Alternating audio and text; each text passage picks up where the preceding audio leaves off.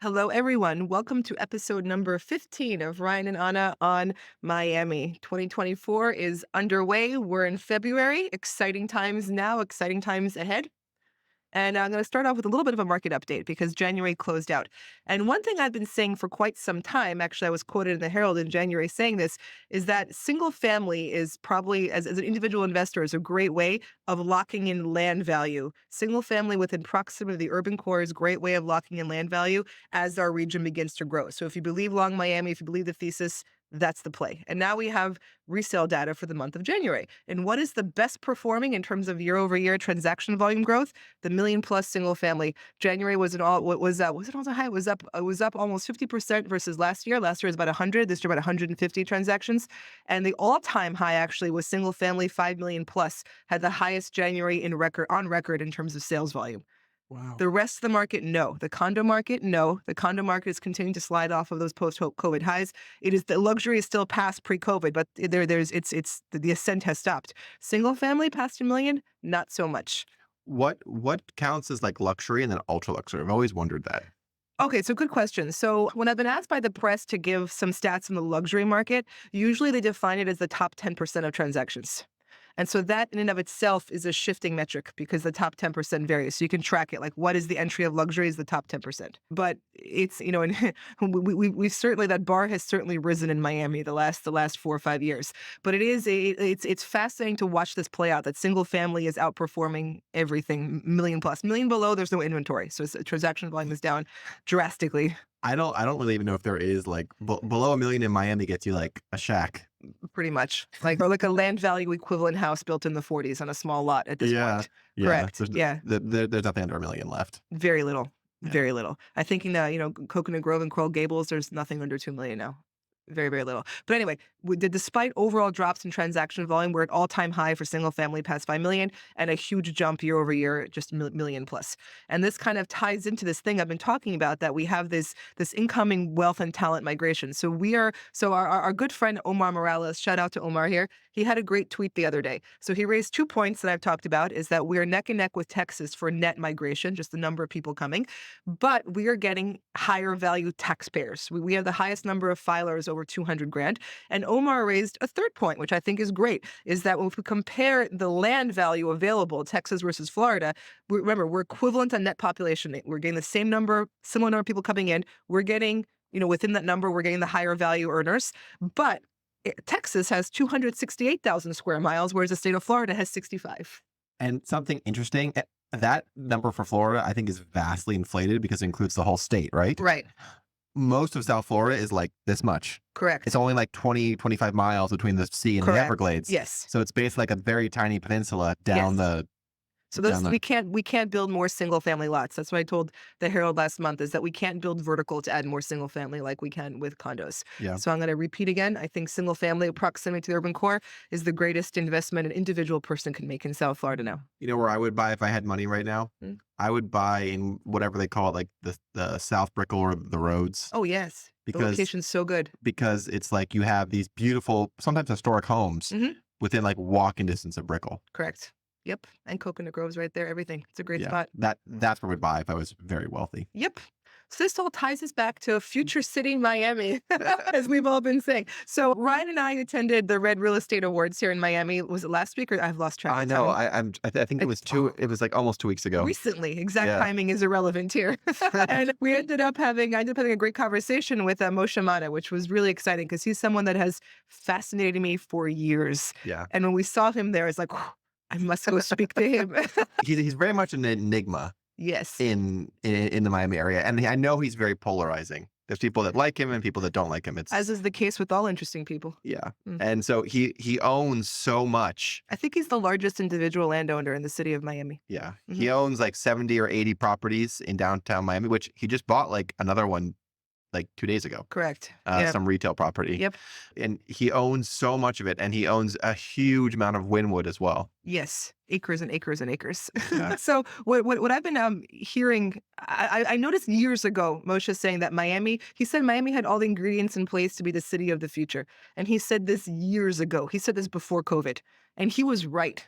And it's important to recognize in so many levels that history never goes backwards. It's something I've said over and over again. Nothing is forever. Nothing is the capital forever. And there's human ingenuity, creation, all this stuff. The human spirit, it flows someplace new always. I think you need a t-shirt for that as well. Like history never goes backwards. It's like one of Yeah, your we best, one of your do. favorite sayings. Yeah, you're right. Because people think the present is sacrosanct. They get stuck in that, but it is anything but. And he saw this, that the geography, the political climate, all those things, that we had all these ingredients to be in place. And then COVID came and it kind of supercharged that transition. And he mentions in the interview how all these office buildings in New York are obsolete. Yeah. And he's right, because as we've been saying, they're 20th century pre-internet constructs. That's how we made all our ways of life, how we go to work, our work schedule, our work hours. These were all made before the internet. We mentioned in the interview how they had typist floors not that long ago. Yeah. I mean, this didn't exist. You had floors of girls typing, you had all those things. And now it's shifting, and we're a new city and we can build for that future, going back to what he was saying. Yeah. So he saw it all. It's really fascinating. Yeah. And I think also it is interesting. I said this before, but I think I forget, I think the whole world forgets how young a city Miami is. Yes. We're 127 years old. Correct. And the modern iteration of Miami is only like 30 years old, 30, right. 40 years old, maybe. Maybe. And the even newer one, like recent, is only like 15 years old. Yes.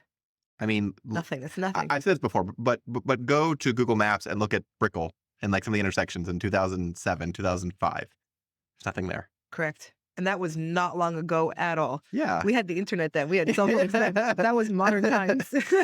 So I think that's what Moishe Mana is sort of talking about is mine was a blank slate that had the political climate, the willingness, and the willingness to build. And the geography. He's mentioned often about how it's the sort of connector for Latin America also. Yeah. And why do we spend all this money overseas when Latin America is right there? And actually, to that point, I saw an article last week that as of I think last year, America buys more goods from Mexico than China for the first time ever. That's good, I guess. Yeah, keeping it in the hemisphere.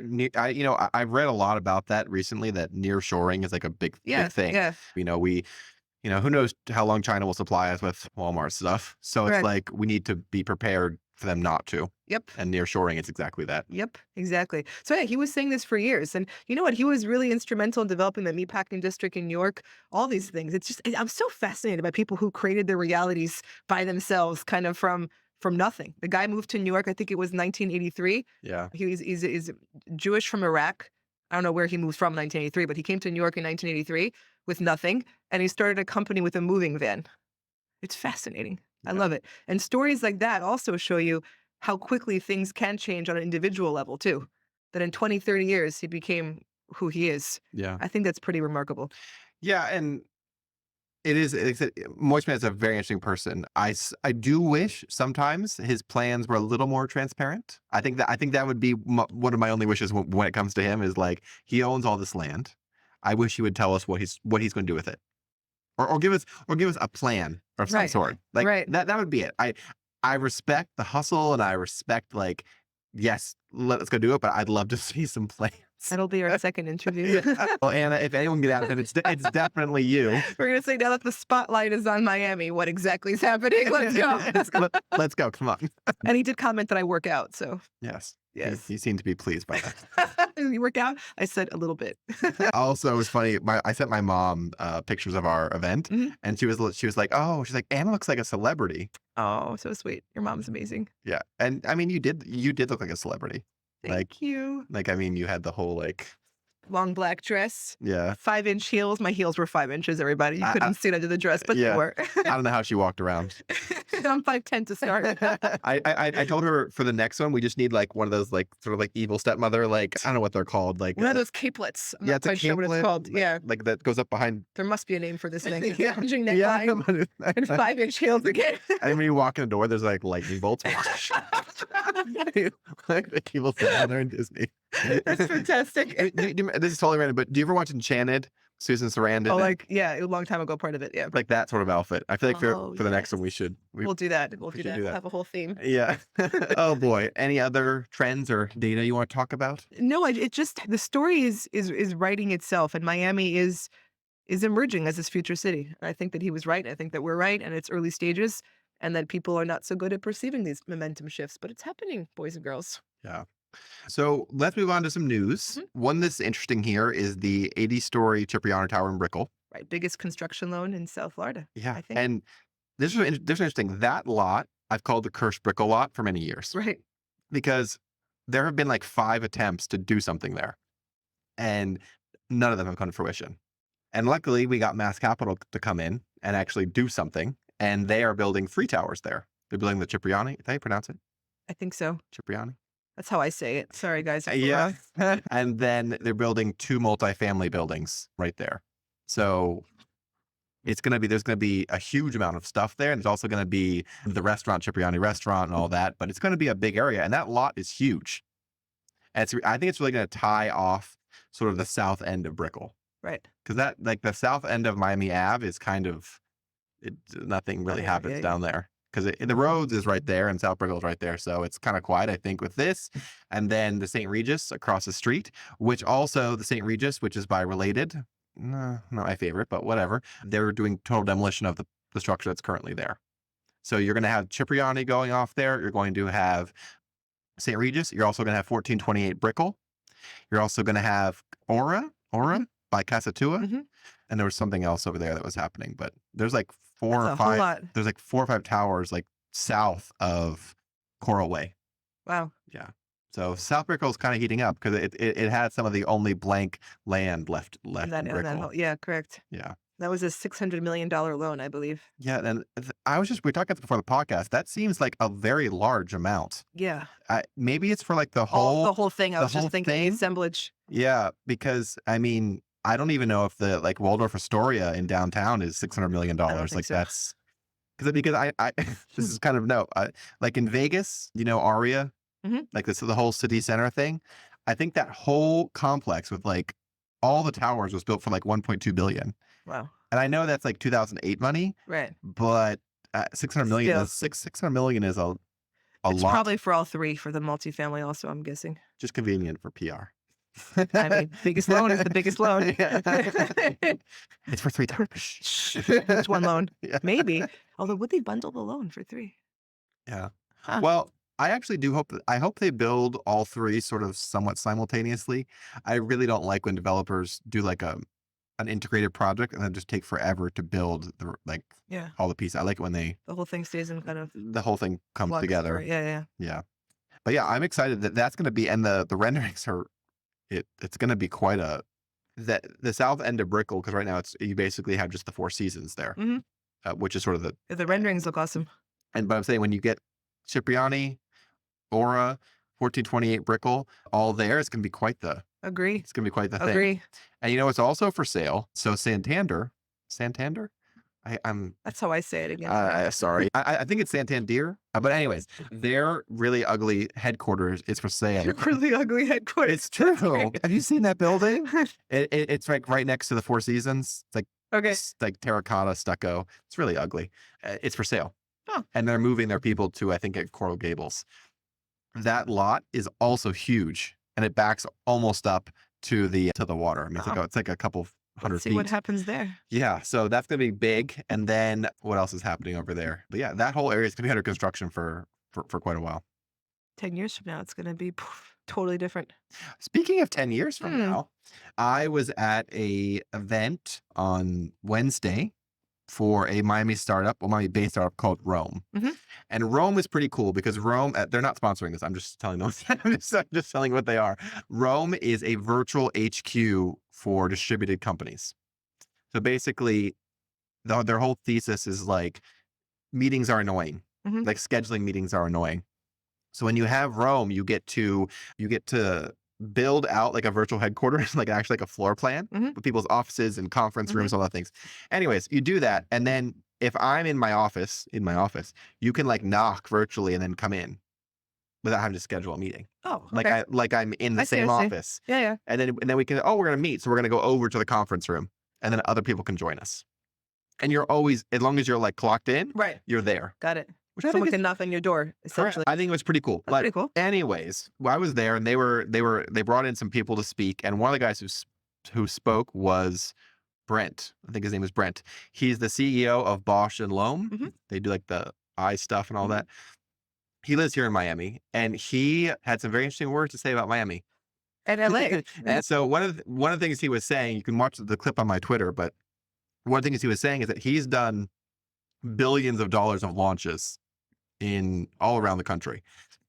And one of the things he said is he said, when I'm launching new products now, New York is important and always will be. Miami is newly important. LA is no longer important Interesting. Interesting. for just from his perspective and like when he launches products. Yeah. The writing's on the wall. Yeah. I was like, that is very interesting. And then he followed that up by saying that he said, like, when new things happen, when things go viral, when where does it happen? It happens in Miami. This 15 years ago, this would have been unheard of. Miami would not have even been in that list Yeah. at all. Yeah, I know. At all. It was just the vacation spot or the retirement spot. It wouldn't have been on that list at all of places where the new exciting stuff is happening in America. And I think that also comes back to the fact that companies are just now realizing how important Miami is as a gateway to Latin America. Yes. I think Latin America as a market was ignored for so long. It was like a one-way thing. Like people would come here to the United States to try but now they're like, oh wow, we can access the Latin market through Miami. And that's what making, this guy say it's important, because it's not just Miami, it's the entire Southern Hemisphere. And this is part of what Moshe's been saying for years too, about the Miami Latin America connection. Yeah. And he also is trying to do like Miami, Latin America, and China. Yep. That's like his, Yep. that's his thesis. The tech hub, cultural hub. That's right. Yeah. Yeah. So, Yeah. but it was very interesting. And he was just like, he was genuine about it. He wasn't just like talking fluff. Like he lives here. Right. And he was, this is the guy who controls billions of dollars in budgets. Right. And they have lots of data to make decisions. It's a big organization. They have tons of data. So he's not making it up. Yeah. He's speaking from an effective, from the perspective of what's most effective for his company. Yeah. Yeah. So I'm sure he has the data. yeah. Yeah. And so for me, I was very happy. And you can watch the clip. I recorded it on my cell phone. Sorry, the quality isn't that fabulous, but Better than nothing. yeah, but you can watch it, and it was really cool to hear that, because it's something that I have been working on for the past basically as long as I've been here, 7 years or so. And it was cool to sort of see that repeated by someone who has the billions of dollars in the data. Right. Yeah, it's an interesting thing because New York is still the financial capital. We have the shift and focus going, and there's always going to be finance in New York. Yeah. It's interesting why. Yeah. So why does New York retain some position and LA does not? It's interesting. Maybe it's LA is. What do we think of LA? I'm sure they have other things, but we think Hollywood. Yeah. And maybe it's like Hollywood. People are consuming it less. We know this from the Oscars ratings, from movie whatever viewership stuff. Well, I don't know. I mean, I might get people can cancel this or not, but LA really isn't that great. I never liked LA, but I'm a New Yorker. New Yorkers tend not to. It's the whole driving culture and the highways and whatever. I mean, but I lived in LA. Oh, that's right, you did. Yeah. I lived in LA. And I lived in Orange County. I lived in San Diego. LA is not that great. I mean, if you're a very wealthy movie star, sure. Right. You have your castle. You live in your estate. Your friends come over. You all do drugs and party together. It's great. But honey, talk about just a really not great city, and the sprawl. That's what I mean. The sprawl is bizarre to me. So people remember there's the city of LA, and then there's the county of LA, like San Francisco. Right. There's two, and the sprawl in the county it's ridiculous. It's insane. It's bigger than South Florida. Yes. In LA, I was never sure where the city is. I'm like, where's Los Angeles? I was always looking for it. I never found it. Yeah. It's odd to me. It didn't feel like a place. No, it's not. It's like not. You go to someone's house. Yeah. Or you go to some like restaurant, but where's the city? No. I never understood. And downtown LA is smaller building wise than Miami. Yeah, it's nothing. By far. Yeah. And they don't really even have that tall. They started to get a few more, but they don't really even have that many tall buildings. Right. And interesting fact, until very recently, there was a code in the LA. I don't know why I know this, but there was a code in LA, building code, that the buildings had to be flat to take helicopters. Really? Yeah. So that's why LA's skyline is like.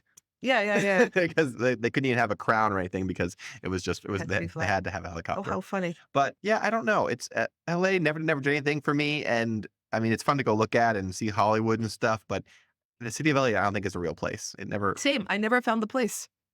I never got it. I was like, "Where's the city?" I never felt the vibe. I didn't get it. Also, I don't like Hollywood culture.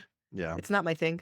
Yeah. And there's this whole vibe there of weird aspiration that was, I don't know. I grew up in New York. It's different. I just, Well, eh, this is funny because I think both Miami and LA are aspirational, but slightly different.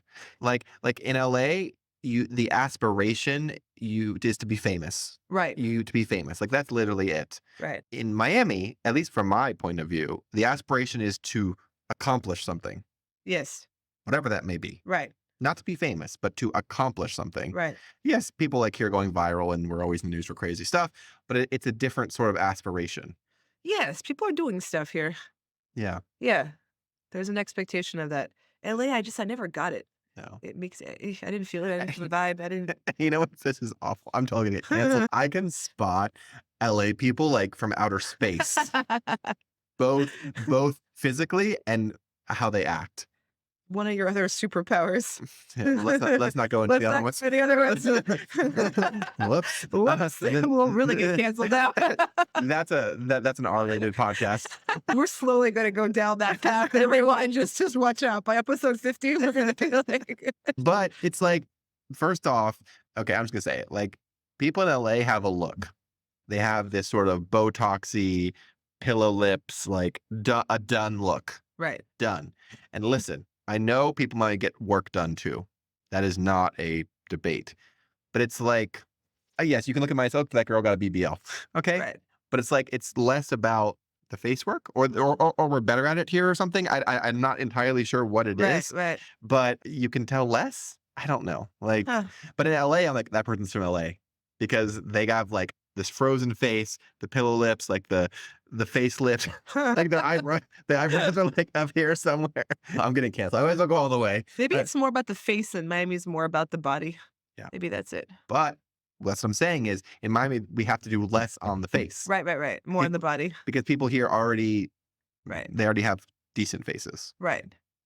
I don't know how else to say it. Like, like people, and this go back to Miami, that people here are sort of more default beautiful or attractive. It is an attractive place. People get work here to get Sure, done. sure, to get sure, done. sure. But it's like more like Right. in LA, they have to redo the entire face. Reconstructed themselves entirely. Yeah. And like I said, I know people get work here done. Hollywood culture, probably. I don't I even think know. so. Yeah. And that's what I never liked. Everyone in Hollywood is like a Barbie or a Ken. Yes. They all look the same. I- They're different. Maybe, I've sat in coffee shops watching people there. I know. It's bizarre to me. and I, I don't know. Like, Mm. like I can't.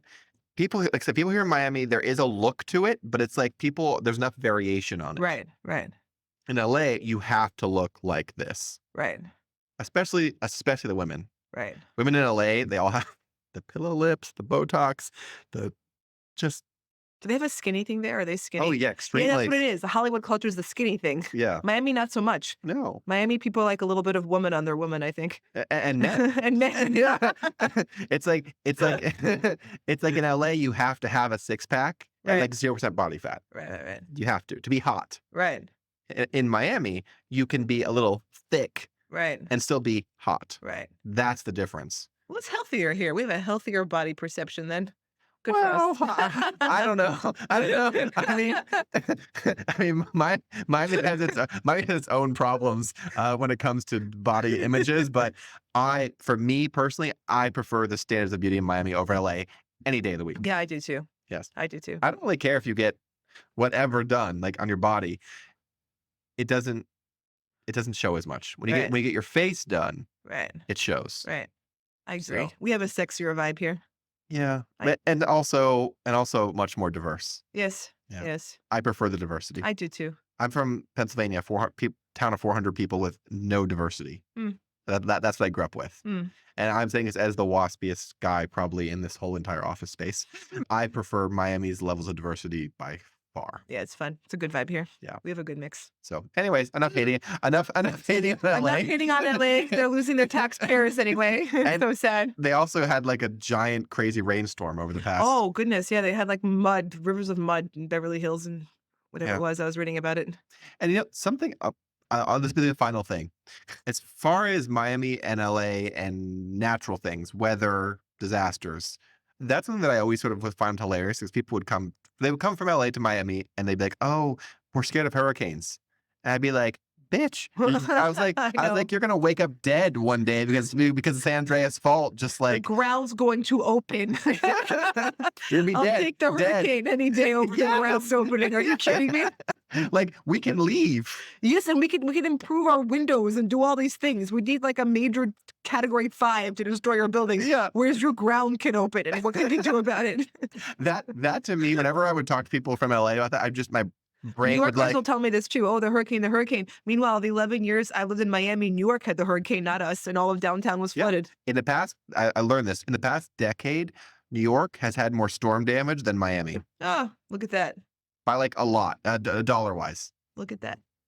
Hmm. Like I said, if you're gonna live in a crazy place, live somewhere that's built for it. Yes, Like exactly. we're built for it. We are very much built for it. It will take a category 5 Yeah. to destroy New York infrastructure. is not built for that. No, not at Like all. like when they have a rainstorm, the subways turn into submarines. Yes. We'll say, oh, Miami floods. So does New York. That's New York. You know, we get so much flack for the same stuff that New York has been guilty of for decades. I'm sorry. I'm a little bit of a rant today. That gets my goat a lot. Same. When people throw shade on Miami, when they put flack on it, and I'm just like, okay, like wherever the people are from, they're from New York or San Francisco or LA, and I'm just like, you guys have the same Or problems worse. or way worse. Yes. It's just cool to They'll talk about Miami's school problems. New York City school situation is horrible. The public schools are questionable at best. Private schools are very expensive, and that's been the reality forever. And they're talking about Miami schools. Come on, or like public transit, guys, or like no, pushing out the middle class for housing in New York. If you want to rent an apartment, you have to pay first class broker's fee, make like 70 times rent, like have a guarantor if you're under 27, whatever it is. They don't want you there. Yeah. Speaking of schools, there has been some interesting drama around schools in Miami in the past couple weeks. Do you know the Center Academy? You've heard of them? I don't know, but I've heard of it. Yeah. Yeah. So let me set the stage. So I live in the Arts and Entertainment District, which is over here on 16th. North of that, you have Miami Cemetery, the very old cemetery where Julia Tuttle is buried. And then north of that, there is a patch of grass and some rundown buildings that is called Biscayne Park. Biscayne Park is directly west of Northeast 2nd Ave. It's right there. It's right by the Brahmin dealership. And you could drive by it and not even know it's there. It's just literally grass and some old buildings. So the Centers, they run a private school. The private school is on the conservative side, I guess, from what I've read. Anyways, their school is there too. Their school is like right behind Brahmin. Apparently and allegedly, one of Miami's commissioners took some funds because he was in charge of the Omni CRA. And the Omni CRA is the same entity that manages this area that we are in and also that area for blighted areas. They want Biscayne Park to build a indoor sports facility. That is their goal because their school is across the park. They apparently and allegedly gave a commissioner some money Oh, I for saw this. Yes. That is why one of Miami's commissioners was recently arrested Oh, and is now being charged. ouch. But anyways, all of that is there is a war now between the Center Academy people and the public school people because it's one of the very last open spaces that's county land or city land in the downtown core. Oh. So there's now a fight between Center and public to try and get and they got because of the money that they allegedly sent the commissioner, they got a licensing agreement to use it to build their thing. So that was already done, and then he got arrested. So, yes, very, very Miami, very Miami. But now they are trying to revoke it because they want to build a public park there. Hmm. It already is a public park, but it's just grass. Yeah, There's yeah, nothing yeah. there. So it's a big drama. I got served last week on Instagram, a sponsored Instagram story from them, the centers, asking to sign a change.com petition saying that they should be able to do this. And then the Miami Herald last week wrote a large expose about the fighting it. It's all very Miami and very dramatic, but I just thought it was How funny. I thought it was very interesting. Complete with an arrest. Of course. Of course. Of course. Eh. Yeah, it's all very Miami. But what else? Oh, My World Center. This may not be new news, but it's new in the public's eye at least. My World Center 600, Mhm. which is on 6th Street and First Ave, is sold out. Mhm. And they got a construction loan of $95 million. That was an ARIA project, right? Yes. Yep. Yeah. And I like this project because it doesn't have a parking garage. That's right. That's right. I think units started at 500 square feet or so. Yeah, it's Yep. small. Yep. It's small. And you're able to put your unit into a pool Right. for And there are no rental restrictions. It was a Correct. one-day rental. That's right. Yeah. Yeah. And then I like it also because you have that one 600 My World Center, and then you have the Crosby Which across also the street. sold out. Yeah. Yeah. Yeah. And And the Crosby started somewhere at around 450 square feet, I believe. they're Yep. both like the same sort of. Very similar product, actually. Yeah. Well, we've covered this before, but I like because you have Nativo there, Crescent Heights, you have 600 My World Center, you have the Crosby, and then you have the Ocom Tower, which is going to be Right. a combination. Right. And that I think all those are needed products Yep. and very good. Yes. And there's going to be in that same general vicinity, there's going to be regular multifamily, condos, and whatever. So you have a very good mix of people that will be there all year round, and also people who will be there for holidays and for short-term rentals. Yep. Exactly. Agree. So I think 6th Street and 5th Street are going to be a good combination of a product there. Yep.